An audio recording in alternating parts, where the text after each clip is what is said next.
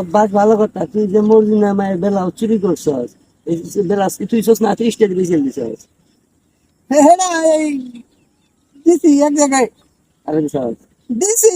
বেচারা গরিব মানুষ, তুই হে বেলা চুরি করে তুই সেটা হাসা কথা কও।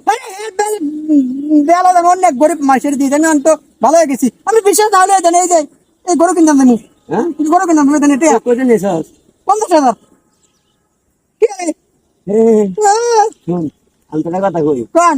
তোর মনে কর জীবনে তো সাধু হবো না। আমি হইছি।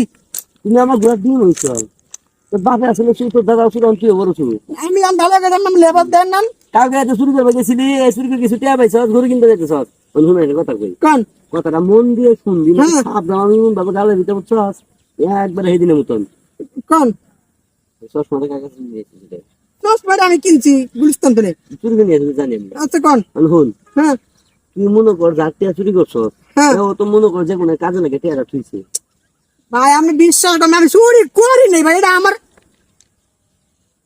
আমাকে চিনছি, কথা বলছ নাই, আমি যেরকম মন থেকে শুনবি ওরা উত্তর দিবি।